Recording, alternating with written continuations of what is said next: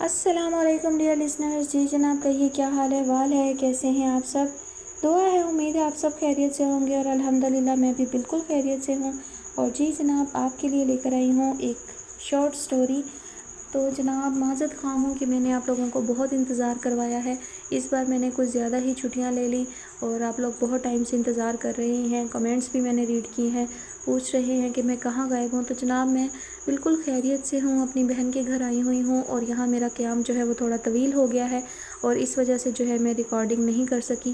اور میں نے سوچا کہ آپ کو بہت زیادہ انتظار نہ کروایا جائے. کوئی لانگ ناول تو میں ابھی شروع نہیں کر سکتی ہوں, لیکن کیوں نہ, جیسے عید سے پہلے عید سٹوریز شیئر ہو رہی تھی, اب میں جو ہے روٹین میں کچھ سوشل رومانٹک ناول جو ہے وہ شیئر کروں, جو کہ شارٹ سٹوریز ہوں, جو 2 سے 3 ایپیسوڈ میں جو ہے مکمل ہو جائیں. انشاءاللہ واپس جا کر جو ہے کسی طویل ناول کا آغاز کروں گی. فی الحال آپ جو ہے یہی چھوٹی چھوٹی کہانیاں انجوائے کریں. تو آج جو میں آپ کے لیے کہانی لے کر آئی ہوں, یہ مجھے بہت اچھی لگی تھی. میں نے بہت عرصہ پہلے پڑھی تھی, اور ایز یوزول یہ میں نے ڈائجسٹ ناولس لورز سے جو ہے ریکویسٹ کی تھی اس کہانی کی, اور انہوں نے یہ کہانی مجھے ڈھونڈ کر دے دی. تو امید ہے آپ کو بھی اچھی لگے گی. مجھے تو بیحد پسند آئی تھی. تو چلیے بڑھتے ہیں کہانی کی جانب. اور اس کہانی کی 2 ایپیسوڈ ہوں گی, اور یہ کانٹریکٹ میرج بیسڈ کہانی ہے. امید ہے آپ کو پسند آئے گی. تو جناب, کہانی کا نام ہے محبت روشنی ہے, اور اس کی مصنفہ ہے نادیہ احمد, اور اس کی 2 ایپیسوڈ ہوں گی. اور آج آپ سننے جا رہے ہیں اس کی قسط نمبر 1. فٹ پاتھ پہ بازار مصر کا گما تھا. کپڑوں سے چھلکتے اونیا بدن, لہراتی بل کھاتی وہ ہوا کی بیٹیاں اپنی اداؤں سے گاہکوں کو ترغیب دے رہی تھیں. حسن کی بازار میں بولیاں لگ رہی تھیں. کیا حشر برپا تھا. یہاں رنگ و نسل کی تمیز نہیں تھی, بس ہوس ہر شے پہ حاوی تھی. سڑک کے دونوں طرف ٹیکسیوں کی لمبی قطاریں تھیں. سروس لین میں گاڑیاں رینگ رہی تھیں. گاڑیوں کے شیشوں سے سر نکالے کچھ لوگ حریص نظروں سے ان عورتوں کو دیکھ رہے تھے. بات بن جاتی تو وہ اسے اپنے ساتھ بٹھا لیتے تھے. رات کے 10 بجے شہر کی ان سڑکوں پر رات جوان تھی. یہ اس شہر کا ریڈ لائٹ علاقہ نہیں, بلکہ مشہور کاروباری مرکز تھا, جہاں دن کی روشنی میں لاکھوں کروڑوں کا کاروبار ہوتا تھا. سڑک پہ ٹریفک جیم اور سب وے اسٹیشن پہ لوگوں کا ہجوم ہوتا تھا, مگر رات کو اس سڑک پہ بنے چند مشہور کلبوں میں زندگی کی ایک اور جھلک دیکھنے کو ملتی تھی. یہاں پہ زیادہ تر وہ لڑکیاں تھیں جو دن میں چھوٹی موٹی نوکریاں کرتی تھیں, اور رات میں یا ویکینڈ پہ اچھے ٹائم پاس کی غرض سے اور کچھ اضافی پیسے کمانے کے لالچ میں یہاں موجود ہوتی تھیں. دبئی سنگل کمیونٹی کے لیے مشہور بھی ہے اور بدنام بھی. لڑکیاں اپنی معمولی سی تنخواہ سے اپنے خواب پورے کرنا تو دور کی بات, وہ اس ہائی لائف دبئی کو چھونے کا سوچ بھی نہیں سکتی, جو اس شہر کی سب سے بڑی کشش ہے. ایسے میں اگر کلب میں لڑکیوں کا داخلہ اور مفت ڈرنک کی آفر سے فائدہ اٹھایا جائے تو کیا برا ہے. اسے اس شہر میں رہتے 2 سال ہو چکے تھے, اور اس ہوٹل کو وہ دن میں 2 بار دیکھتی تھی. یہ پہلی بار تھا کہ وہ اس عالیشان عمارت کو اندر سے دیکھ رہی تھی.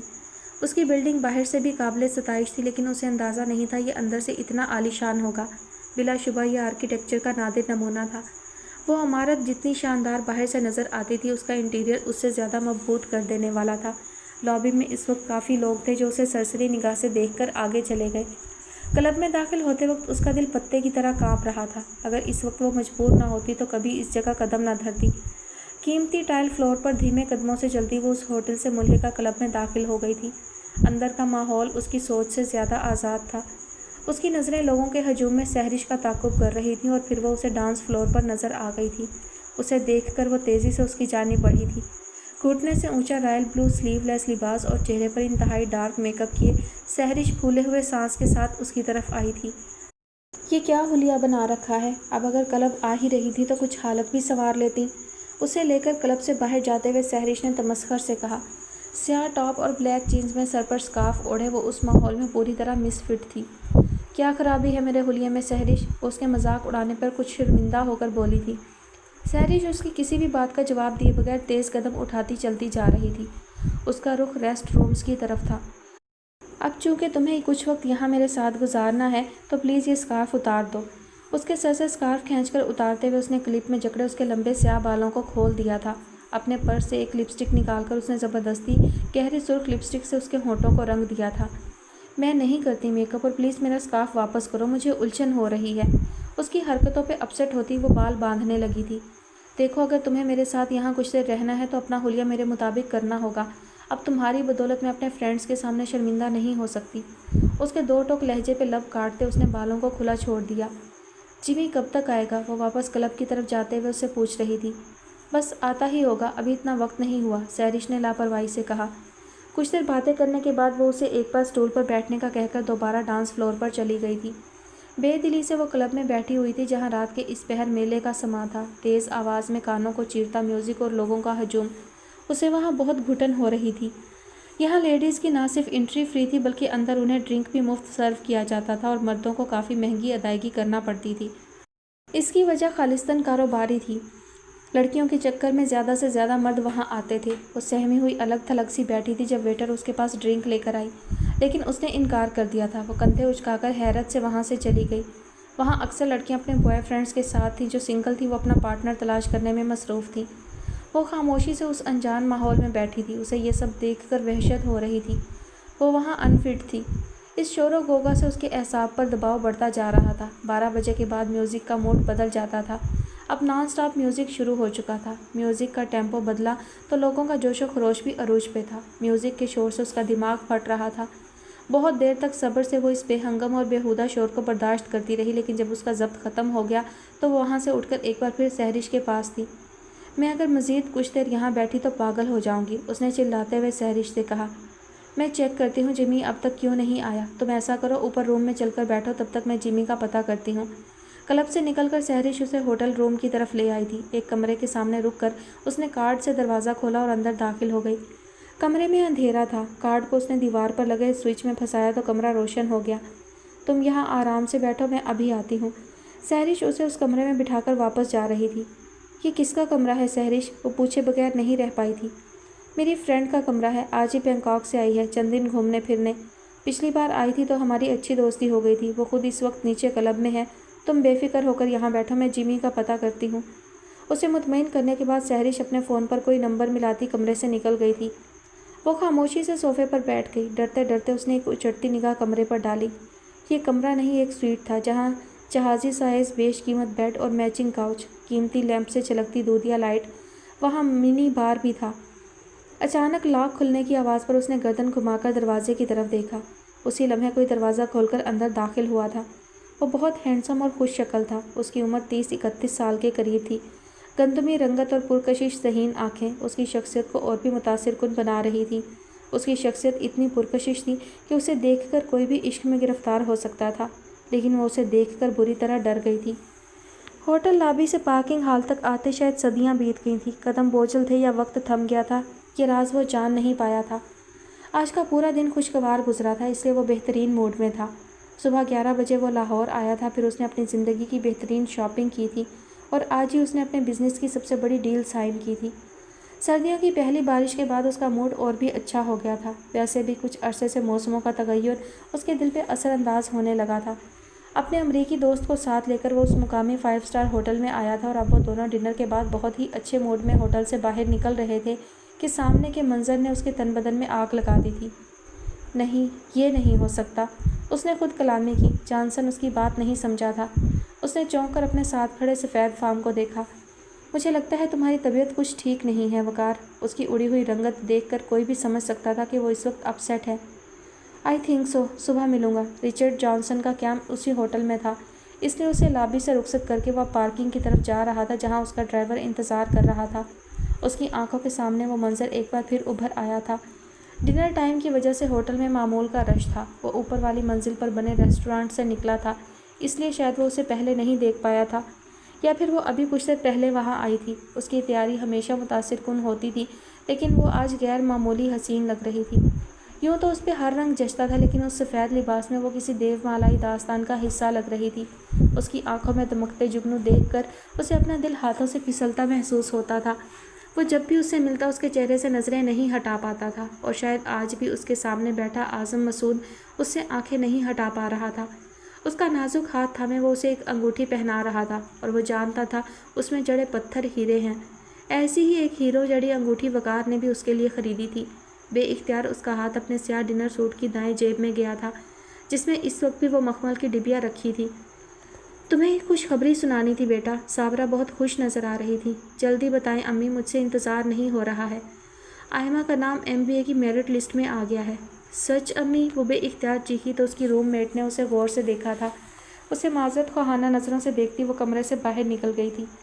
اگلے ہفتے داخلہ فیس جمع کروانی ہے۔ تم تو جانتی ہو نا روشی، تمہاری بہن کو اس یونیورسٹی میں داخلے کی کتنی خواہش تھی۔ اپنا نام میرٹ لسٹ میں دیکھ کر تو اس کے پاؤں زمین پر نہیں ٹک رہے ہیں۔ ہاں امی، اس نے محنت بھی تو بہت کی تھی اور پھر اسے پڑھائی کا شوق بھی ہے۔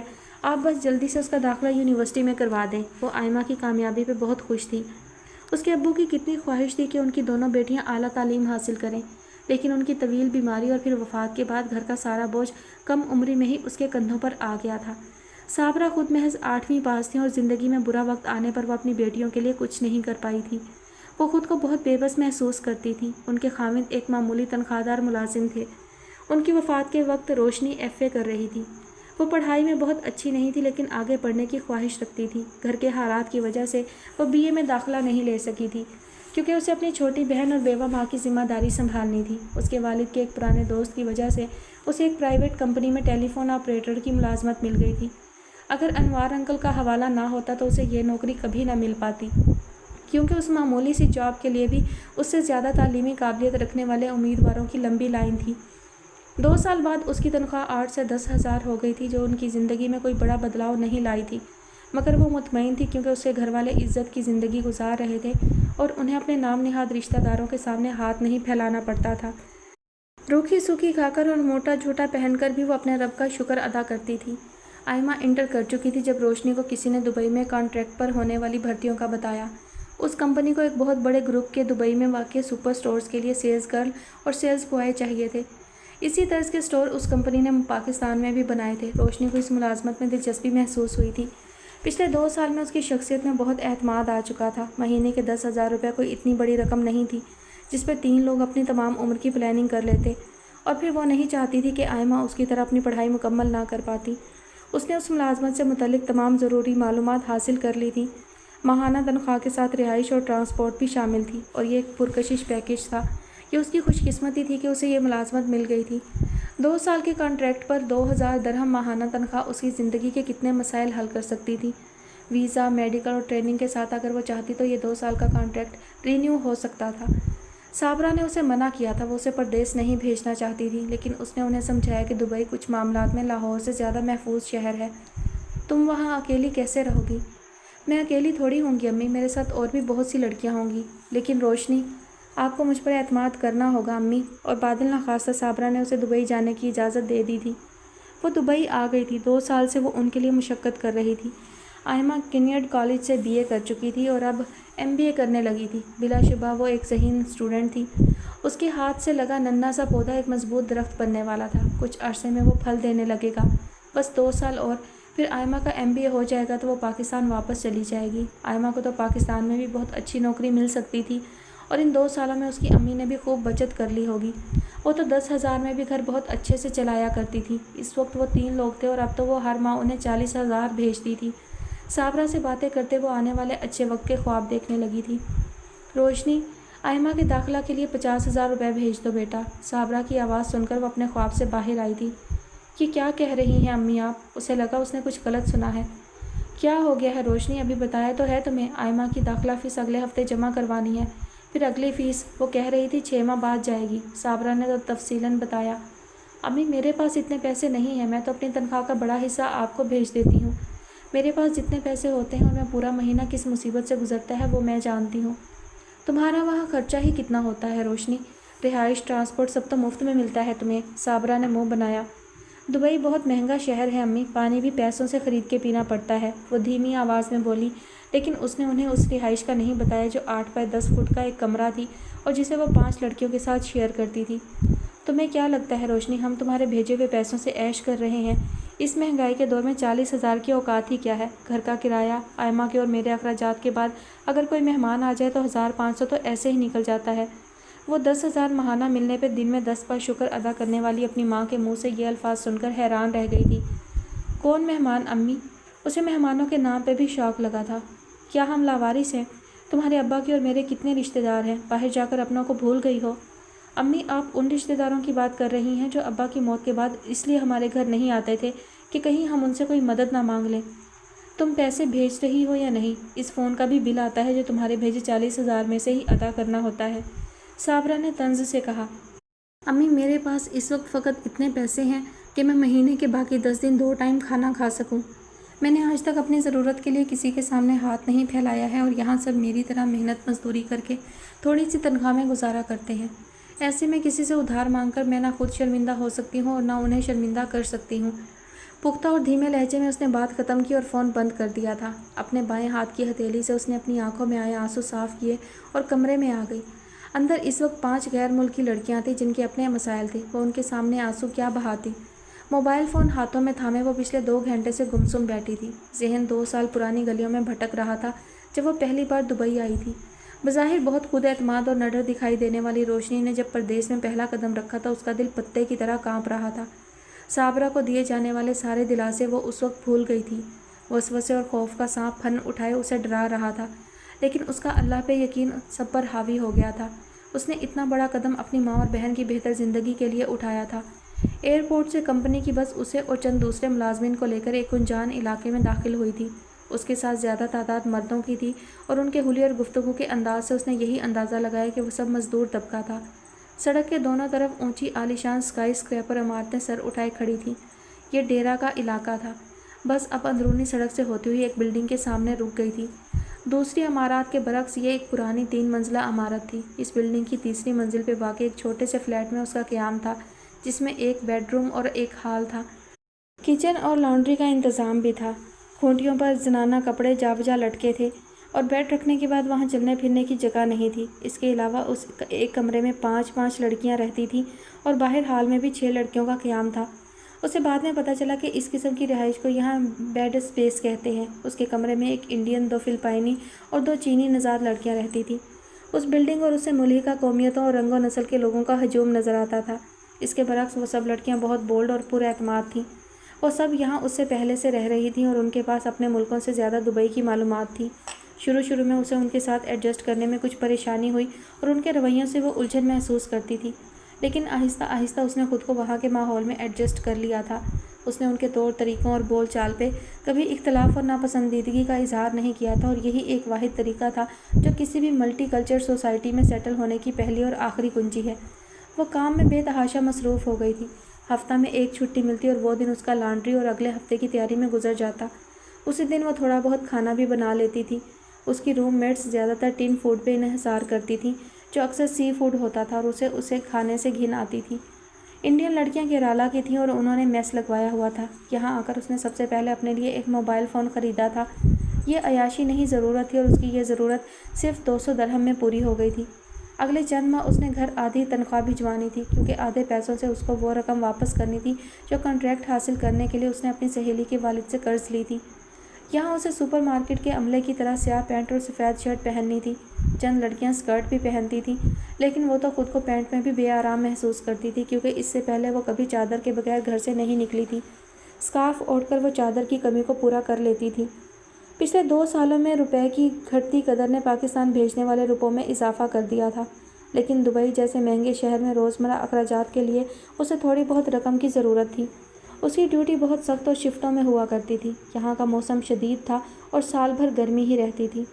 اس شہر کی ہائی لائف دیکھ کر وہ حیران رہ گئی تھی۔ دکانوں پہ سجی مہنگی برانڈڈ اشیاء اس نے کبھی خواب میں بھی نہیں دیکھی تھی۔ اس کے ساتھ رہنے والی لڑکیاں بھی ہر ماہ کے آغاز میں اپنی تنخواہ کا بڑا حصہ اپنی فیملیز کو بھیج دیتی تھیں۔ لنڈا اپنے 2 بچے اپنی ماں کے پاس فلپائن چھوڑ کر آئی ہوئی تھی۔ جینی کا شوہر فلپائن سے دبئی آنے کے لیے پر تول رہا تھا۔ جوہی کو اپنے جہیز کے لیے 10 لاکھ روپے چاہیے تھے ورنہ اس کی منگنی ختم ہو جاتی، اور باقی کی لڑکیاں بھی ایسی ہی کسی نہ کسی مجبوری میں وہاں رہتی تھیں۔ ان کی باتیں سن کر اسے اندازہ ہوتا تھا کہ اپنے لائف سٹائل کو بہتر بنانے کے لیے وہ کسی حد تک بھی جا سکتی تھی۔ اس کی طرح ان کے پاس بھی بہت معمولی رقم ہی بچتی تھی، لیکن پھر بھی ان کا رہن سہن روشنی سے بہت بہتر تھا۔ جتنے پیسوں میں روشنی مہینے کی گروسری کر کے اپنے کھانے کا انتظام کرتی تھی، اتنے پیسے تو لنڈا ایک دن میں بیوٹی پارلر میں اڑا آتی تھی۔ میٹرو کے 5 درہم بچانے کے لیے کبھی کبھی وہ پیدل چلتی تھی۔ ایسے میں اس کے سستے جوتوں سے اس کے پاؤں میں چھالے بن جاتے تھے۔ 2 ماہ پہلے اس نے صابرہ اور آئمہ کو بہت سے تحائف بھیجے تھے جو اس نے یہاں کی سستی دکانوں سے خریدے تھے۔ اس کی ایک ملنے والی پاکستان جا رہی تھی، اسی لیے اس نے 1 ماہ اوور ٹائم کر کے اس کے ہاتھ اپنی ماں اور بہن کے لیے وہ سارا سامان بھجوایا تھا، اور 1 ماہ تک وہ بغیر کسی چھٹی کے کام کرتی رہی تھی۔ اس نے پچھلے 2 سال میں کبھی کسی اچھے ریسٹورانٹ سے کھانا نہیں کھایا تھا، جبکہ اس کے ساتھ کام کرنے والی اکثر لڑکیاں ویکینڈ پر خوب انجوائے کرتی تھیں، اور ان میں سے فلپائنی اور چائنیز نہیں، پاکستانی اور انڈین بھی شامل تھیں۔ شروع میں اسے حیرت ہوتی لیکن جلد ہی وہ اس کی وجہ بھی جان گئی تھی۔ کئی بار اس نے لنڈا اور جینی کو مختلف لڑکوں کے ساتھ دیکھا تھا۔ ویکینڈ پہ اگر ان کی ڈیوٹی نہ ہوتی تو وہ پوری رات کمرے میں واپس نہیں آتی تھی۔ اس دن وہ صبح 6 بجے اپنی ڈیوٹی ختم کر کے واپس آ رہی تھی جب اس نے لنڈا کو لڑکھڑاتے قدموں کے ساتھ بلڈنگ کی سیڑھیاں چڑھتے دیکھا تھا۔ اس وقت اس کا لباس دیکھ کر اس کا سر شرم سے جھک گیا تھا۔ یہاں آ کر اس نے دنیا کا جو روپ دیکھا تھا اور جن مسائل کا وہ شکار رہی ان سب کا ذکر اس نے صابرہ سے نہیں کیا تھا۔ وہ انہیں تکلیف دینا نہیں چاہتی تھی۔ اس نے تو انہیں یہ بھی نہیں بتایا تھا کہ اسے کھٹملوں کے کاٹنے سے ایک بار کتنی بری الرجی ہو گئی تھی اور بخار میں بھی وہ کبھی چھٹی نہیں کر سکی تھی۔ اس کے لیے یہ اتنے بڑے مسائل نہیں تھے۔ اس نے بہت کم عمری سے محنت کرنا شروع کی تھی اور جلد ہی اس ٹف روٹین کی عادی ہو گئی تھی۔ فون کی بیل بہت دیر سے بج رہی تھی۔ اس نے اسکرین پر نظر دوڑائی تو پاکستان کا نمبر دیکھ کر جلدی سے فون ریسیو کیا۔ شاید امی کو اپنی زیادتی کا احساس ہو گیا تھا، اس لیے وہ اسے دوبارہ کال کر رہی تھی۔ ہتھیلی سے آنکھوں کی نمی صاف کرتے اس نے سوچا اور کال ریسیو کی۔ ہیلو آپی، دوسری طرف آئمہ تھی۔ ہاں آئمہ، کیسی ہو؟ اس نے اپنی چھوٹی بہن کی آواز سن کر محبت سے کہا۔ اگر تم نے اگلے ہفتے تک میرے ایڈمیشن کے پیسے نہیں بھجوائے تو میں قسم کھا کر کہتی ہوں میں خودکشی کر لوں گی، وہ چیختے ہوئے کہہ رہی تھی۔ تم ہوش میں تو ہو آئمہ؟ وہ آئمہ کی بات سن کر بے تحاشا پریشان ہو گئی تھی۔ میں اس وقت پورے ہوش و حواس میں ہوں۔ جانتی ہوں کتنے احسان کیے ہیں تم نے مجھ پر، لیکن اس وقت تم میرے پاؤں کے نیچے سے زمین نہیں کھینچ سکتی آپی۔ تمہیں اندازہ نہیں ہے میں نے اس یونیورسٹی میں داخلہ لینے کے لیے دن رات ایک کیا ہے، اور اب جب میرا خواب پورا ہونے کا وقت آیا ہے تو تم خود کو مکھن میں سے بال کی طرح نہیں نکال سکتی ہو۔ اگر تم نے یہی سب کرنا تھا تو پھر چند سال پہلے ہی کر لیتی۔ اس وقت لوگوں کو اپنا بڑا پن دکھا کر عظمت کا میڈل گلے میں سے جا لیا، اور آج جب میرے مستقبل کی سمت کا تعین ہونے لگا ہے تو تم نے ہاتھ اٹھا لیے ہیں۔ آئمہ کی باتیں اس کے دل میں نشتر کی طرح لگی تھیں۔ لیکن آئمہ میرے پاس اس وقت اتنے پیسے نہیں ہیں، میں تو… آئمہ نے اسے مزید کچھ کہنے کا موقع نہیں دیا تھا۔ میں یہ سب نہیں جانتی، مجھے اتنا پتہ ہے اگر میری فیس ادا نہ ہوئی تو میرا سال ضائع ہو جائے گا اور میں یہ برداشت نہیں کر پاؤں گی۔ اس ذلت اور رسوائی سے اچھا ہے میں اپنی جان دے دوں۔ اس کے جواب کا انتظار کیے بغیر آئمہ نے کال ڈسکنیکٹ کر دی تھی۔ اس نے شکست خوردگی سے فون سائیڈ پر رکھا۔ اس کا چہرہ آنسوؤں سے بھیگ چکا تھا۔ کمرے میں اب کوئی نہیں تھا اس لیے وہ دل بھر کر رو سکتی تھی، لیکن اچانک باتھ روم کا دروازہ کھلا اور جینی باہر آئی۔ اس نے سرخ رنگ کا انتہائی مختصر سلیو لیس لباس پہن رکھا تھا۔ اسے یاد آیا آج ویکینڈ نائٹ ہے، شاید وہ کلب جانے کے لیے تیار ہو رہی تھی۔ دیکھنا کیسے انتظام ہوتا ہے اب پیسوں کا۔ فون رکھ کر آئمہ نے فاتحانہ نظروں سے صابرہ کی طرف دیکھا۔ آپ ہی کے پاس سب پیسے ہوتے ہیں امی، آپ کو کیا لگتا ہے وہ اتنی اچھی ہیں کہ ساری تنخواہ ہمیں بھجوا کر اتنے سالوں سے خالی ہاتھ بیٹھی ہیں؟ آپ کو یاد نہیں جب 1 ماہ پہلے ان کی کوئی ملنے والی پاکستان چھٹیوں پہ آئی تھی تو کتنا سامان بھجوایا تھا انہوں نے؟ اس کے پیسے کہاں سے آئے تھے؟ میں بھی تو یہی حیران ہوں، آخر 2 سال میں اس نے کیا اتنی تھوڑی بچت بھی نہ کی ہوگی کہ بہن کے داخلے کے لیے 40-50 ہزار ہی بھجوا دے۔ صابرہ نے منہ بنایا۔ آپ کو تو بات کرنا ہی نہیں آتی، دیکھنا اب دباؤ ڈالا ہے تو کیسے پیسے بھجوائیں گی۔ آئمہ نے فریج سے ڈبہ نکال کر جوس گلاس میں اڈیلا اور اپنے کمرے میں چلی گئی۔ چند سال پہلے ان کے گھر کے حالات مختلف تھے، لیکن اب حالات بدل چکے تھے اور ان کے مزاج بھی۔ کل رات سے وہ اپنے کمرے میں بند تھا۔ پچھلے کئی گھنٹوں میں اس نے بے تحاشا سگریٹ پھونک ڈالی تھی۔ سگریٹ کے جلے ٹکڑے جا بجا کارپیٹ پر بکھرے ہوئے تھے۔ نیند سے اس کے پپوٹے بھاری ہو رہے تھے۔ اس کا ذہن معاف ہو چکا تھا۔ وہ سونا چاہتا تھا لیکن اس وقت صرف خود کو اذیت دے رہا تھا۔ یادیں کسی فلم کی ریل کی طرح ذہن کے پردے پر چلتی جا رہی تھی۔ وہ شاید اس دن پی سی کی لابی سے نکل رہا تھا جب اس نے پہلی بار اس کو دیکھا تھا۔ ٹرسٹ می روبی، میں نے اس سے پہلے اتنا شاندار لائیو کانسرٹ نہیں دیکھا۔ زندگی سے بھرپور شوق اور چنچل آواز اس کے کانوں سے ٹکرائی۔ میں تو خود عاطف کو فل فارم میں دیکھ کر حیران رہ گئی ہوں، دوسری لڑکی نے تبصرہ کیا۔ وہ دونوں شاید کوئی کانسرٹ دیکھ کر باہر نکلی تھیں۔ اس نے گھڑی کو دیکھا جہاں اس وقت 12 بج رہے تھے۔ عاطف کو اتنے قریب سے دیکھنا میرا کتنا بڑا خواب تھا، مجھے تو اب تک یقین نہیں آ رہا ہے۔ اس بار اس نے ذرا غور سے ان دونوں کو دیکھا۔ سفید لباس میں وہ کسی راج ہنس کی طرح حسین لگ رہی تھی۔ اس کے خوبصورت کھلے بال اس کی شخصیت کو اور بھی دلکش بنا رہے تھے۔ اس کی مغرور ناک اور کاجل سے بھری آنکھیں دیکھ کر وہ نظر ہٹانا بھول گیا تھا۔ ڈرائیور کہاں رہ گیا ہے؟ اس کے انداز میں بیزاری تھی۔ میں کال کر کے پتہ کرتی ہوں۔ دوسری لڑکی جس کا نام روبی تھا وہ اب اپنے موبائل سے کال ملا رہی تھی۔ ہیلو بشیر، تم آئے نہیں اب تک، ہم کب سے تمہارا انتظار کر رہے ہیں۔ اچھا، کتنا وقت لگے گا؟ اوہ ہو، اس وقت تو کوئی ٹیکسی بھی نہیں ملے گی۔ چلو ہم یہیں انتظار کرتے ہیں، تم جلدی آؤ۔ کیا ہوا؟ اس نے تجسس سے پوچھا۔ وہ کہہ رہا ہے گاڑی کا ٹائر پنکچر ہو گیا ہے اور اس کے پاس جیک نہیں ہے۔ گھر جا رہا تھا کسی سے لفٹ لے کر، آنے میں شاید گھنٹہ لگ جائے۔ اس کے چہرے پر پریشانی تھی۔ کیا میں آپ کی کوئی مدد کر سکتا ہوں؟ उनकी गुफ्तगू सुनकर वो आगे बढ़ा था। मगरूर नाक वाली ने नाक सिकोड़ कर उसे देखा। माफ़ कीजिएगा, मैं आपकी गुफ्तगू सुन चुका हूँ। अगर आप चाहें तो मैं आपको ड्रॉप कर देता हूँ, उसने खुश इखलाक़ी से ऑफ़र की। यकीन जानिए, मैं एक शरीफ आदमी हूँ और अभी एक बिज़नेस डिनर से फ़ारिग हुआ हूँ। ये मेरा कार्ड है। उसने उन्हें मुतमईन करने की कोशिश की। वक़ार हसन, रूबी ने आवाज़ बुलंद पढ़ा। वो जालिम हसीना अभी तक खामोश थी। अगर आप कोई फ़ैसला नहीं कर पा रही हैं तो मैं चलता हूँ, उसने घड़ी देखते हुए कदम आगे बढ़ाया। हमें शादमान जाना है। रूबी की आवाज़ पर उसने रुक कर उन्हें देखा। दूसरी लड़की उसे घूर रही थी। रूबी ने जल्दी से उसका हाथ पकड़ा और साथ हो ली। उसने मुस्कुराते हुए उस संगे मरमर के सनम को देखा जो नाराज़ सी रूबी के साथ चल पड़ी थी। अपनी स्याह मर्सिडीज़ में उसने उन्हें बहिफाजत शादमान की एक कोठी के बाहर उतारा था। रूबी ने उसका शुक्रिया अदा किया था और फिर वो दोनों उस घर में दाखिल हो गई थी। अगली बार उनसे उसकी मुलाकात जेल रोड के मैकडोनल्ड में हुई थी, जहाँ वो दोनों खुशगपियों में मसरूफ़ थी। इर्द गिर्द से बेनियाज वो उस वक्त बर्गर इंजॉय कर रही थी। हेलो गर्ल्स, खुश इखलाक़ी से कहता वो उनकी टेबल के पास खड़ा था। उन दोनों ने ही उसे चौंक कर देखा और फिर रूबी के चेहरे की मुस्कुराहट गहरी हो गई थी। अलबत्ता उसके चेहरे पर आज भी नो लिफ्ट का बोर्ड लगा था। आप हमेशा इतने गुस्से में होती हैं या मुझे देखकर ऐसी कैफियत बेदार हो जाती है? रूबी की ऑफ़र पे वो अब उनके साथ ही टेबल पर बैठ चुका था। मैं अजनबियों से बेतकल्लुफ़ नहीं होती, उसने टका सा जवाब दिया था। अजनबी पहली मुलाकात में होते हैं और हम पहले भी मिल चुके हैं। लगता है आपकी याददाश्त बहुत बुरी है मिस, उसने मुस्कुराते हुए कहा। मिस्टर वक़ार हसन, आपकी मदद के लिए रूबी उस दिन आपका शुक्रिया अदा कर चुकी है, उसने संजीदगी से कहा। लेकिन मदद तो मैंने आपकी भी की थी। दूसरी तरफ ढिठाई के तमाम रिकॉर्ड टूट चुके थे। तो आप चाहते हैं उस एहसान के लिए मैं ताउम्र आपकी ममनून रहूं और जहां भी आपको देखूं कोरिंच बजा लाऊं? वो बिगड़े हुए तेवरों से बोली। इतनी हसीन आवाज़ और इतना रूड अंदाज, वो भी अपनी किस्म का एक ही था।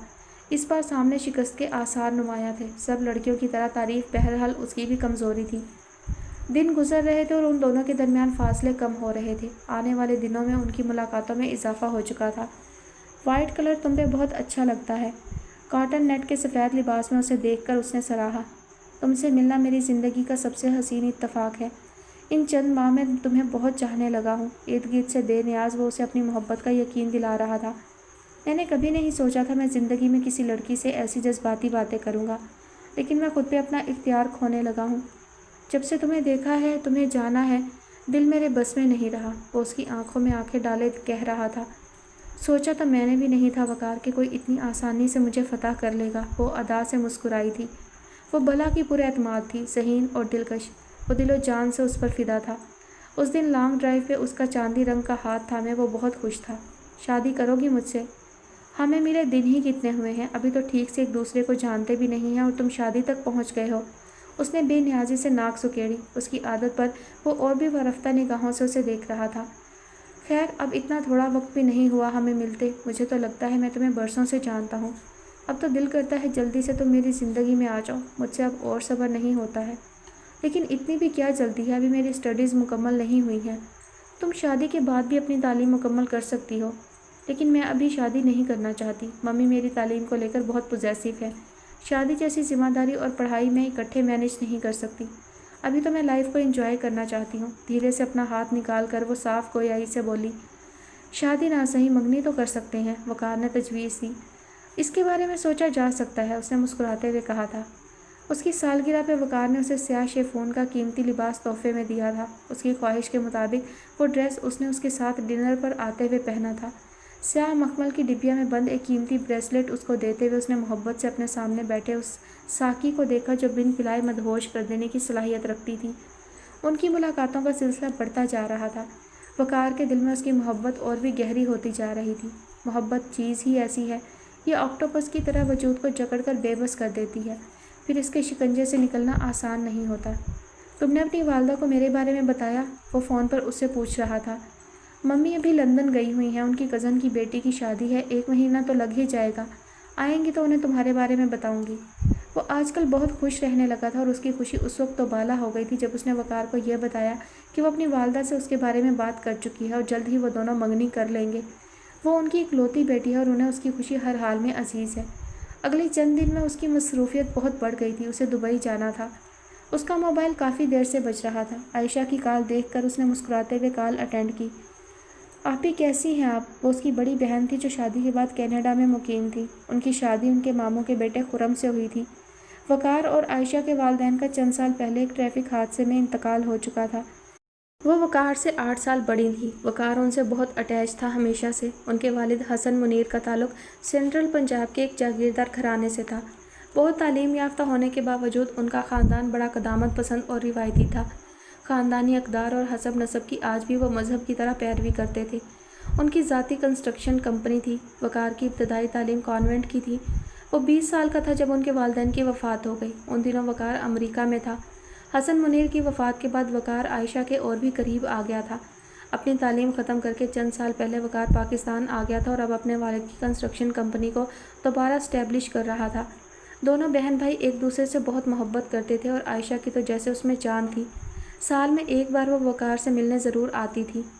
میں نے کنزا سے تمہارا رشتہ طے کر دیا ہے۔ رسمی سلام دعا کے بعد وہ اسے زبیر ماموں کی بیٹی سے اس کا رشتہ طے ہونے کے متعلق بتا رہی تھی۔ یہ کیا کہہ رہی ہیں آپی؟ آپ نے مجھ سے پوچھا تک نہیں؟ وہ ان کی بات سن کر حیران رہ گیا تھا۔ لیکن تم نے خود ہی تو کہا تھا کہ تم میری پسند سے شادی کرنا چاہتے ہو۔ انہوں نے اسے چند ماہ پہلے کی بات کا حوالہ دیا۔ ویسے بھی زبیر ماموں سے اس رشتے کی بات ممی ڈیڈی کی زندگی میں ہی ہو گئی تھی اور یہ تو ایک رسمی سی کارروائی ہے۔ پھر بھی آپ کو ایک بار مجھ سے تو پوچھنا چاہیے تھا، یہ میری زندگی کا سوال ہے۔ ہم تو 2 ماہ بعد تم دونوں کی شادی پلان کر رہے ہیں۔ وہ قدرے خائف تھیں۔ وقار نے کبھی ان کی بات کو رد نہیں کیا تھا۔ زندگی میں پہلی بار وہ ان سے اس لہجے میں بات کر رہا تھا۔ وہ اس کے رویے سے نالاں تھی۔ تو آپ ان کو منع کر دیں کیونکہ میں کنزا سے شادی نہیں کر سکتا۔ لیکن کیوں؟ آخر کیا برائی ہے کنزا میں؟ آپ ہی کوئی برائی نہیں ہے، بلکہ وہ تو بہت اچھی اور سمجھدار لڑکی ہے، لیکن میں اس سے شادی نہیں کر سکتا۔ کیا تمہیں اس بات کی بھی پرواہ نہیں کہ تمہارے اس فیصلے سے میری زندگی پر کیا اثر پڑے گا؟ میرے سسرال میں میری کتنی آکورڈ پوزیشن ہو جائے گی، اور پھر یہ ہمارے بڑوں کا فیصلہ ہے۔ آپ ہی وہ ہمارے ماموں کی فیملی ہے، اور میری کنزا کے ساتھ شادی سے آپ کی ذاتی زندگی کا کیا تعلق؟ وہ لوگ آپ کو اس طرح استعمال نہیں کر سکتے ہیں۔ ماموں کی فیملی تھی، لیکن اب وہ میرے سسرال والے ہیں، اور تم اگر بڑوں کا طے کیا ہوا یہ رشتہ ختم کرو گے تو اس کے نتائج مجھے بھی تو بھگتنے ہوں گے۔ میری اس سے کوئی انڈرسٹینڈنگ نہیں ہے۔ میں ایسی زندگی کا تصور بھی نہیں کر سکتا جہاں صرف بزرگوں کو خوش کرنے کے لیے اپنی ساری زندگی ایک ایسے انسان کے ساتھ گزار دوں جس کی میرے ساتھ ہم آہنگی ہی نہ ہو۔ یہ کوئی 10ویں صدی نہیں ہے۔ تو میری شادی بھی تو ممی ڈیڈی اور ماموں نے ہی طے کی تھی۔ کیا میری خرم کے ساتھ انڈرسٹینڈنگ نہیں ہے؟ کیا ہم ایک اچھی زندگی نہیں گزار رہے ہیں؟ تم نے سوچا ہے تمہارے اس طرح اس رشتے کو ختم کرنے سے خرم اور میرے درمیان کتنا سٹریس آ جائے گا؟ آپ ابھی خود ہی مجھے اپنے خرم بھائی کے ساتھ انڈرسٹینڈنگ کے متعلق بتا رہی تھی۔ اگر آپ دونوں کے درمیان انڈرسٹینڈنگ ہے تو پھر تو انہیں آپ کے ساتھ اس موضوع پر بات کرنی ہی نہیں چاہیے۔ تم اتنے خود غرض کب سے ہو گئے وقار؟ میں اپنی زندگی اگر اپنے طریقے سے گزارنا چاہوں تو کیا یہ خود غرضی ہے؟ وہ جانتا تھا اس کا رویہ عائشہ کو دکھی کر رہا ہے۔ اس نے آج تک ان کی کسی بات سے انکار نہیں کیا تھا، لیکن وہ کسی صورت ان کی بات نہیں مان سکتا تھا۔ اس کی پریشانی میں اضافہ ہو گیا تھا۔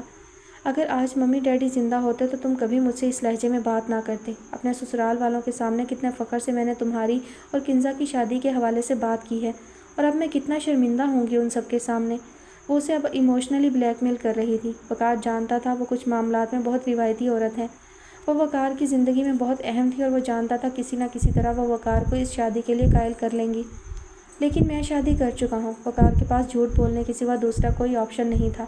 اس جھوٹ کی صورت میں کم سے کم وہ اس متوقع شادی سے بچ گیا تھا۔ حالانکہ اسے اندازہ تھا کہ اس بات کو سن کر عائشہ کو شدید دکھ پہنچا ہوگا، لیکن یہ سب وقتی ہوگا، اور جب وہ اپنی محبت سے اسے ملوائے گا تو وہ بھی اس کی پسند کی داد دیں گی۔ وہ اس سے اتنی محبت کرتی ہیں کہ اسے معاف کر دیں گی۔ وہ دل کے ہاتھوں مجبور تھا، اور دل کے فیصلے دماغ پر حاوی ہوتے ہیں۔ یہ تم کیا کہہ رہے ہو؟ تم نے شادی کر لی ہے اور مجھے بتایا تک نہیں؟ میں آپ کو بتانے والا تھا، بس حالات ہی کچھ ایسے ہوئے کہ مجھے شادی کرنی پڑ گئی۔ وہ جھوٹ پہ جھوٹ بول رہا تھا۔ وہ جانتا تھا اس بات کے بعد کنزا والا باب ختم ہو جائے گا۔ وہ ٹھیک سوچ رہا تھا۔ عائشہ نے اس وقت غصے سے فون بند کر دیا تھا، لیکن اب وہ اپنی چند دن پہلے کہی بات پر بری طرح پچھتا رہا تھا۔ ماضی سے نکل کر وہ حال میں لوٹ آیا تھا۔ اس کا فون بہت دیر سے بج رہا تھا۔ بے دلی سے اس نے ہاتھ بڑھا کر فون اٹینڈ کیا۔ آفس سے بار بار کال آ رہی تھی۔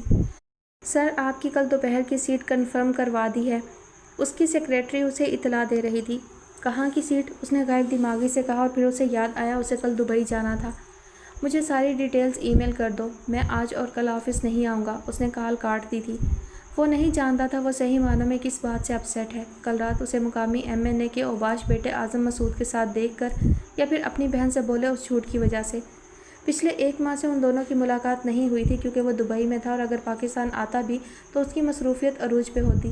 लेकिन फ़ون पे कई बार बात हो चुकी थी और कल उससे मिलकर वो उसे ज़िंदगी का बेहतरीन तोहफ़ा देना चाहता था। आयशा से उसने जो कुछ कहा वो उसे पहले ही बता चुका था और अब बेशकीमत हीरे की अंगूठी देकर वो उसे बाकायदा प्रपोज़ करने का इरादा रखता था, जो उसने कल ही खरीदी थी। अगले चंद दिन में वो दोनों शादी कर लेंगे और फिर वो आयशा को भी मना लेगा। वो ऑफिस से रिचर्ड के साथ निकला था और डिनर के लिए उसे आवारी ले आया था। यहीं रिचर्ड का क़याम भी था, लेकिन जो कुछ उसने देखा उसने सही मानों में उसके पैरों के नीचे से ज़मीन निकाल दी थी। वो जो पिछले 1 साल से उस हुस्न की देवी के इश्क में दीवाना हुआ फिर रहा था, अपनी बहन से इतना बड़ा झूठ बोलकर उसने उसका दिल दुखाया था और इस वक्त वो जेब में मंगनी की अंगूठी डाले उससे अगले चंद दिन में शादी के प्रोग्राम बना रहा था। वो उसकी आंखों के सामने एहसान मसूद के बददिमाग और करप्ट बेटे आज़म मसूद के साथ बैठी थी। असिस्टेंट कमिश्नर आज़म मसूद को वो बहुत अच्छी तरह जानता था। उसकी पोस्टिंग आजकल वकार के आबाई इलाके में थी और चंद बार उससे मुलाकात भी हो चुकी थी। सिर्फ इतना ही नहीं, वो ये भी जानता था कि आज़म कितना बड़ा फ्लर्ट है और वो ये भी जानता था कि उसके चंद माशकों की खबर तो उसको खुद भी थी। आज़म के साथ बैठे उसकी आंखों में वही चमक और वारफ्तगी थी जो कभी वो अपने लिए देखता था। उसका नाजुक हाथ उस वक्त आज़म के हाथ में था और वो उसे बहुत मोहब्बत से एक बेशकीमत अंगूठी पहना रहा था। ये लम्स कभी वकार का नसीब था। इससे पहले कोई रात वकार पे इतनी भारी नहीं गुजरी थी। उसने कई बार समीना के पुराने नंबर पर राब्ता करने की कोशिश की थी, इस उम्मीद के साथ कि शायद वो इस बार भी उसकी कुछ माली मदद कर दे।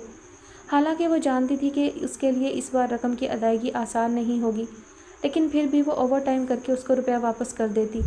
लेकिन उसकी बात ना हो सकी थी और फिर अचानक उसे सहरिश का ख्याल आया। उसने जल्दी से अपना मोबाइल फ़ोन उठाया और उसके नंबर पर कॉल मिलाने लगी। तीसरी बेल पर उसकी कॉल उठा ली गई थी। सुबह के 10 बज चुके थे। फ़्लाइट की अनाउंसमेंट हो रही थी। अपना बैग उठाए अब वो एरो बुर्ज की तरफ जा रहा था। वो ज़हनी तौर पर काफ़ी डिस्टर्ब था। इस मसला को किस तरह हल करे? क्या वो आयशा को बता दे कि उसने उसे झूठ कहा था? कम से कम सच बोलकर वो अपनी बहन की नाराज़गी ख़त्म कर सकता था, जिसने पिछले पूरे 1 हफ्ते से उससे कोई राब्ता नहीं किया था। लेकिन अगर आयशा ने ये सब जानकर शादी करने की बात दोबारा शुरू कर दी, फिर वो क्या करेगा? इन हालात में वो शादी का सोच भी नहीं सकता था। शायद उसे कुछ वक्त खामोशी से गुजारना चाहिए। वो दुबई से वापसी पे खुद जाकर आयशा को सब कुछ बता देगा और उससे रिक्वेस्ट करे ताकि वो उसे शादी के लिए फ़िलहाल मजबूर मत करे। वो तमाम रास्ता यही सोचता रहा। एयरपोर्ट पहुंचकर उसने हमेशा की तरह गाड़ी पिक की और अब उसका रुख होटल हयात गैलेरिया की तरफ था। दुबई उसके लिए अजनबी ना था, बल्कि शायद ये उसके लिए सेकंड होम की हैसियत रखता था। आज वकार दुबई पहुंच गया था, जहां कल शेख ज़ैद रोड पर बने उनके दफ्तर में वो मुआहदा दस्तखत होना था। कपड़े बदलकर वो सोने के लिए लेट गया था जब उसके फ़ोन पर आयशा की कॉल आई।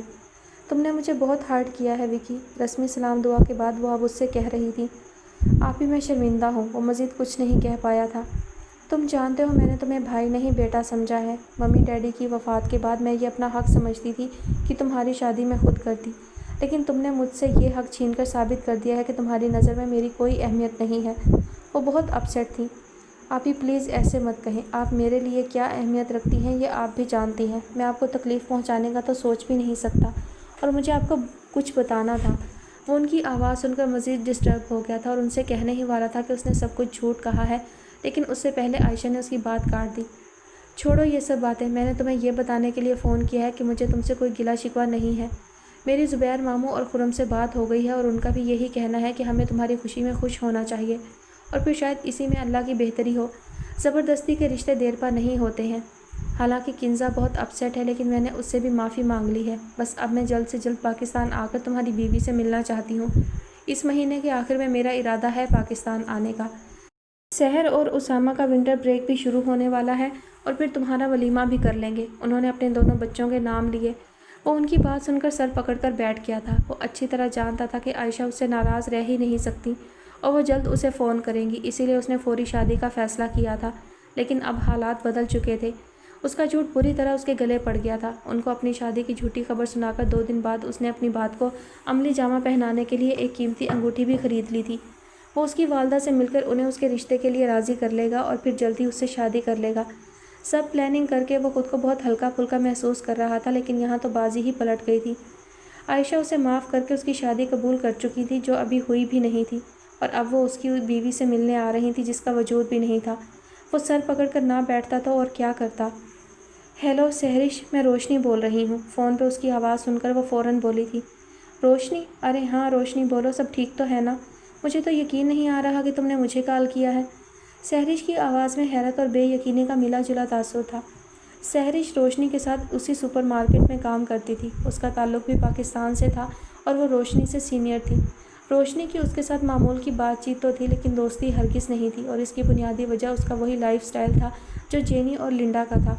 रोशनी को वो उन दोनों से ज़्यादा बुरी लगती थी, और इसका बरमला इजहार वो कई बार बातों बातों में कर चुकी थी।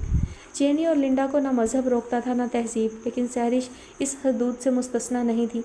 वो चाहकर भी सहरिश से अपनी नापसंदीदगी छुपा नहीं पाई थी, और उस दिन के बाद तो उसकी फीलिंग्स खुलकर उसके सामने आ गई थी, जब रोशनी ने सहरिश के डिनर की ऑफ़र को ये कहकर ठुकरा दिया था कि वो हराम पैसे से ख़रीदा हुआ खाना नहीं खा सकती। सहरिश, मैं इस वक्त बहुत परेशानी में हूँ और मुझे तुम्हारी मदद की ज़रूरत है, धीमी आवाज़ में उसने कहा। ये तो मेरी खुशनसीबी है जो रोशनी ने मुझे इस काबिल समझा कि मैं उसकी कोई मदद कर सकूं। उसके लहजे की काट को नज़रअंदाज करते रोशनी ने अपना मुद्दा बयान किया। सहरिश, मुझे 50,000 रुपये की अशद ज़रूरत है और सिर्फ तुम ही हो जो इस वक्त मेरी मदद कर सकती हो। उसकी बेबसी पे एक कहकहा लगाते सहरिश ने उसकी शर्मिंदगी में मज़ीद इजाफा कर दिया था। डियर रोशनी, तुम मुझे अपना दोस्त समझो या ना समझो, लेकिन मैंने हमेशा तुम्हें अपना दोस्त ही समझा है, और मुझे बहुत खुशी होगी तुम्हारी मदद करके। कम से कम तुमने मेरे हराम के पैसे को ना इस्तेमाल करने की अपनी कसम को तो तोड़ा, वो जताते हुए बोली। सहरिश, ये मेरी बहन की ज़िंदगी का सवाल है। उसके दाखिले के लिए मुझे उसे 50,000 भिजवाने हैं। अगर मैंने जल्द से जल्द इस रकम का बंदोबस्त नहीं किया तो वो खुदकुशी कर लेगी। मैं वादा करती हूँ जल्द से जल्द तुम्हारे पैसे वापस कर दूँगी, उसने इल्तिजाइया कहा। वापसी की कौन बात कर रहा है स्वीटी, लेकिन मसला ये है कि इस वक्त मेरे पास तुम्हें देने के लिए इतने पैसे नहीं हैं। तुम ऐसा क्यों नहीं करती, आज रात को क्लब आ जाओ। जिम्मी की तरफ मेरा कुछ हिसाब निकलता है, उससे पैसे लेकर मैं तुम्हें दे दूँगी, और कल सुबह तुम अपनी बहन को वो पैसे ट्रांसफ़र कर देना, उसने कुछ सोचते हुए कहा। लेकिन इसके लिए मुझे क्लब आने की क्या ज़रूरत है, मैं तुमसे कल पैसे ले लूँगी, रोशनी ने कदर तामुल से कहा। मैं तो आज मिडनाइट के बाद फ्रेंड्स के साथ जीरा चली जाऊँगी। मेरा ये पूरा वीक ऑफ है, तो मैंने सोचा कुछ दिन आराम कराऊँ। अगर तुम क्लब नहीं आना चाहती तो फिर पैसे अगले हफ्ते ले लेना, हम लोग तो क्लब से ही आगे चले जाएंगे, उसने लापरवाही से कहा। नहीं नहीं, मैं क्लब आ जाऊंगी। वो रात 10 बजे के करीब वहाँ पहुँची थी और अब वो उस कमरे में बैठी थी जहाँ सहरिश उसे बिठा कर गई थी। कौन है आप और इस वक्त यहाँ क्या कर रहे हैं, उसे देखते साथ वो अपनी जगह से उठी थी। रोशनी की बात पे किसी किस्म का रद्द-ए-अमल ज़ाहिर किए बगैर वो बहुत एतमाद के साथ कमरे का दरवाज़ा बंद करता उसके सामने बेड पर जाकर बैठ गया था।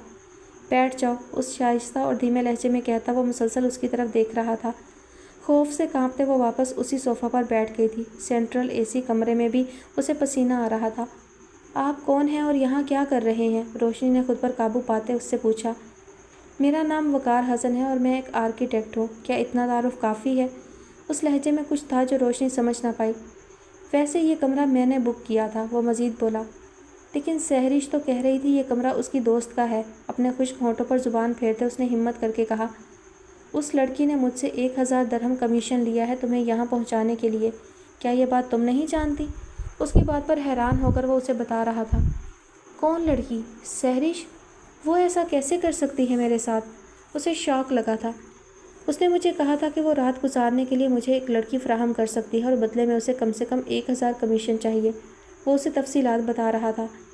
आप गलत समझ रहे हैं, रोशनी हिज़यानी कैफियत में चिल्लाई थी। मैं ऐसी लड़की नहीं हूँ।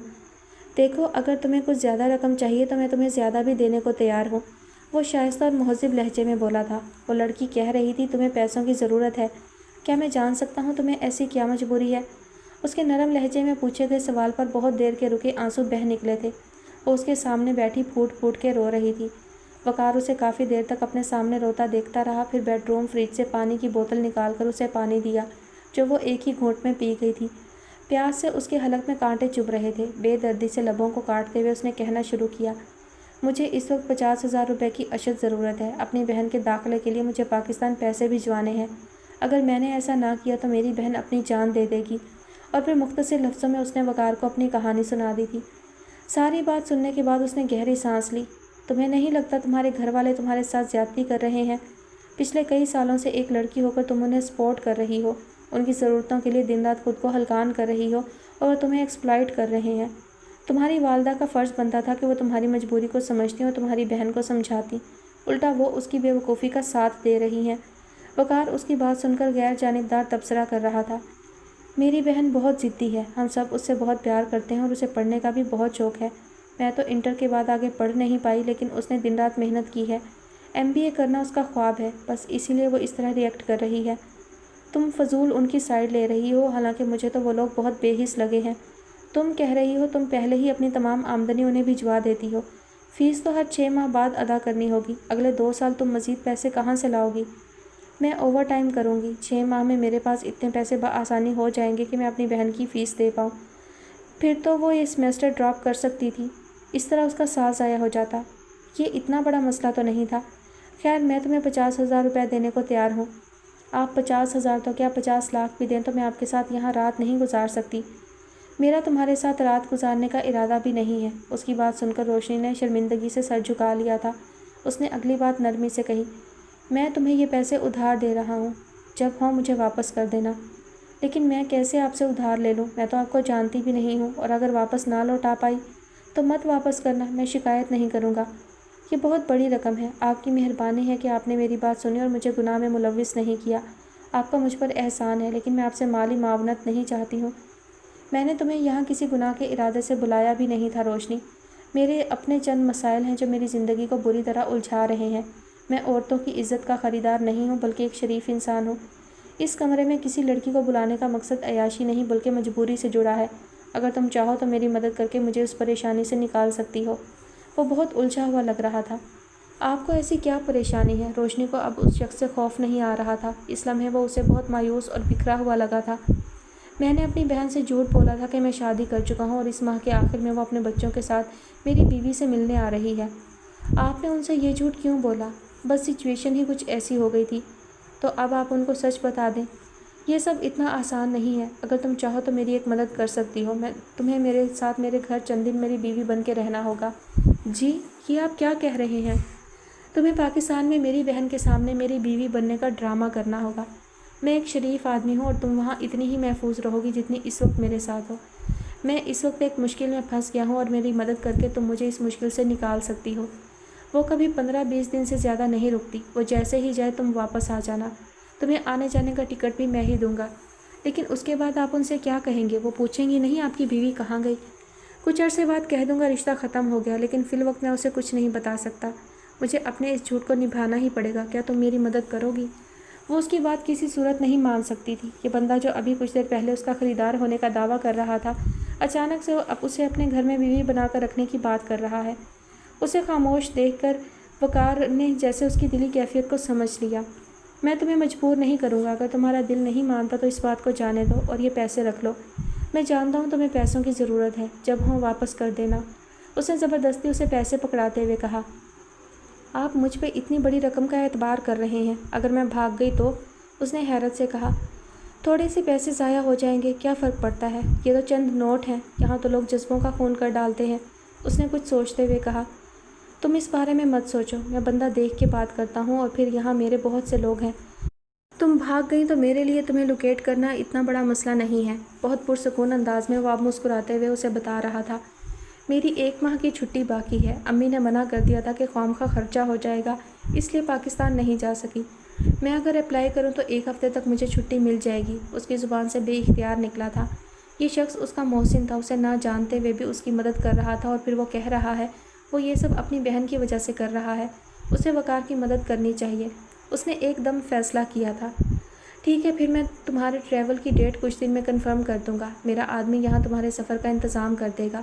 روشنی کی بات سن کر اسے حیرت ہوئی تھی، لیکن خود پر قابو پاتے اس نے دھیمی آواز میں کہا، چلو میں تمہیں گھر چھوڑ آؤں۔ وہ بیڈ سے اٹھ کر دروازے کی طرف جا رہا تھا۔ نہیں، میں خود چلی جاؤں گی، روشنی نے ہچکچاتے ہوئے کہا، رات کافی ہو چکی ہے، میں چھوڑ آتا ہوں، پختہ لہجے میں کہتا وہ بغور اس کی طرف دیکھ رہا تھا۔ وہ مزید کچھ نہیں کہہ پائی۔ سنو، وہاں سامنے واش روم ہے، منہ دھو آؤ، اشارے سے کہتا وہ خود کمرے سے باہر جا رہا تھا۔ وہ سر ہلاتی ہوئی واش روم میں چلی گئی۔ کئی گھنٹوں بعد اس نے اپنا چہرہ شیشے میں دیکھا تھا۔ خوبصورت تو وہ خیر کبھی نہیں تھی، لیکن اس وقت جو لگ رہی تھی وہ خود ہی اپنا آپ دیکھ کر ڈر گئی تھی۔ میک اپ کے نام پہ وہ صرف کاجل لگاتی تھی جو رونے کے باعث بہہ کر چہرے پر عجیب و غریب نقش و نگار بنا رہا تھا۔ رہی سہی کسر سحرش کی لگائی اس شوخ سرخ لپسٹک نے پوری کر دی تھی۔ خوب رگڑ رگڑ کر منہ دھونے کے بعد اس نے ایک بار پھر اپنے چہرے کو شیشے میں دیکھا۔ اس بار اسے تسلی ہوئی تھی۔ اپنے کھلے ہوئے لمبے بالوں کو سمیٹتی وہ کمرے سے باہر نکل آئی تھی۔ وقار نے روشنی کو اس کی بلڈنگ کے باہر ڈراپ کیا تھا۔ اس کا کانٹیکٹ نمبر اور پتہ وہ اپنے پاس محفوظ کر چکا تھا۔ اپنے کمرے میں جا کر روشنی نے سب سے پہلے وضو کیا اور 2 نفل شکرانے کے ادا کیے۔ اللہ نے اسے کتنی بڑی پریشانی سے بچا لیا تھا۔ اسے معجزوں پر یقین آ گیا تھا۔ یہ معجزہ ہی تو تھا جو وقار کی صورت میں ایک فرشتہ بھیج کر اللہ نے اس کی عزت کی حفاظت کی تھی۔ وہ کوئی شیطان بھی ہو سکتا تھا اور آج رات کے بعد وہ کسی کو منہ دکھانے کے قابل نہ رہتی۔ بہت دیر تک سجدے میں گری وہ اللہ کا شکر ادا کرتی رہی تھی۔ آئمہ کو فیس کے پیسے وہ بھجوا چکی تھی۔ صابرہ اور آئمہ کے رویوں نے اسے ایک بڑا سبق دیا تھا۔ وہ لوگ اس کی محنت کی کمائی کو بہت آسانی سے خرچ کر رہے تھے۔ اس نے اس دوران ان سے کوئی رابطہ بھی نہ کیا تھا کیونکہ وہ دل ہی دل میں ان سے ناراض تھی، لیکن وہ جانتی تھی وہ ان سے بہت دن تک ناراض نہیں رہ پائے گی۔ سحریش سے اس کی ملاقات نہیں ہو پائی تھی۔ اس کو کال کرنے پر ہر بار اسے اس کا نمبر بند ملتا تھا۔ وہ روشنی کے ساتھ اتنا گھٹیا کھیل کھیل سکتی تھی یہ وہ سوچ بھی نہیں سکتی تھی۔ سحریش اچھی طرح جانتی تھی کہ روشنی ایک مضبوط کردار کی لڑکی ہے اور روپوں کے عوض خود کو بازار میں کبھی نہیں لائے گی۔ اس نے پچھلے 2 سال میں روشنی کو بہت قناعت اور استقامت کا مظاہرہ کرتے دیکھا تھا۔ اندر ہی اندر وہ روشنی کی اس خوبی سے بری طرح خائف تھی، اور یہ رقابت اس وقت اور بھی بڑھ گئی تھی جب روشنی نے اس کے پیسوں سے کھانا کھانے سے انکار کر دیا تھا۔ اب جو روشنی نے اسے مالی مدد مانگی تو اسے قدرت کی طرف سے روشنی کو نیچا دکھانے کا ایک موقع مل گیا تھا۔ اس کو بازار میں لا کر وہ اسے ٹھیک اسی مقام پر لے آئی تھی جہاں وہ خود کھڑی تھی۔ تم نے میرے ساتھ ایسا کیوں کیا؟ تم جانتی ہو تمہاری اس حرکت کے لیے میں تم پر کیس کر سکتی ہوں۔ روشنی سے 1 ہفتے بعد سحریش کی ملاقات ہوئی تو بہت غصے میں اس نے کہا تھا، ایک تو میں نے تمہاری مدد کی ہے اور تم الٹا مجھے پولیس کی دھمکی دے رہی ہو۔ یہ تم بھی جانتی ہو اور میں بھی کہ یہاں کی پولیس غیر ملکیوں کے تمام معاملات میں کتنی غیر جانبدار رہتی ہے۔ وہ اس کی بات سے محظوظ ہوتے ہوئے ڈٹائی سے بولی تھی، سحریش میں نے تمہارا کیا بگاڑا تھا جو تم نے میرا سودا کر دیا اس شخص کے ساتھ؟ وہ دھیمی آواز میں بولی تھی، یہ تو تم اپنے آپ سے پوچھو کہ تم نے میرا کیا بگاڑا ہے۔ کتنی ذلت نظر آتی تھی مجھے تمہاری نگاہوں میں اپنے لیے اس دن جب تم نے میری ڈنر کی آفر کو ٹھکرا کر حرام کی کمائی کا طعنہ مارا تھا۔ اس دن سے میں نفرت کرنے لگی تھی تم سے۔ اپنی پارسائی اور مضبوط کردار پہ بڑا ناز تھا تمہیں۔ میں نے سوچا کیوں نہ تمہیں بھی اس ذلت کا مزہ چکھاؤں۔ ویسے تمہارا کام تو ہو گیا ہوگا، کافی مالدار آدمی تھا۔ میں نے اسے بتا دیا تھا کہ تمہیں بڑی رقم چاہیے، پھر بھی اس نے کمیشن کے طور پہ مجھے پورا 1000 درہم دے دیا، وہ بے شرمی سے کہہ رہی تھی۔ اس کی بات سن کر وہ شاک رہ گئی تھی۔ لعنت ہے تم پر سحریش، ایک عورت تو کیا تم تو انسان کہلانے کے بھی لائق نہیں ہو۔ تمہیں اگر یہ خوش فہمی ہے کہ اس دن میں نے اپنی عزت کا سودا کر کے اپنی بہن کے ایڈمیشن کی فیس کے پیسے حاصل کیے ہیں تو میں تمہاری یہ غلط فہمی دور کر دیتی ہوں۔ اللہ نے تمہارا ناپاک منصوبہ ناکام بنا کر نہ صرف میری عزت کو محفوظ رکھا ہے بلکہ مجھے اس حرام کمائی کے استعمال سے بھی بچا لیا ہے جو میں تم سے ادھار لینے والی تھی۔ اپنی بات ختم کر کے اس کے چہرے پر تعصب کی نگاہ ڈالتے روشنی وہاں سے چلی گئی تھی۔ سحریش ناقابل یقین حیرت سے اسے اسٹور سے نکلتے دیکھتی رہی تھی۔ جی تو ڈیئر لسنرز، اس انٹرسٹنگ سی کہانی کا یہ پارٹ یہیں پر ختم ہوتا ہے۔ انشاءاللہ نیکسٹ ایپیسوڈ لاسٹ ایپیسوڈ ہوگی۔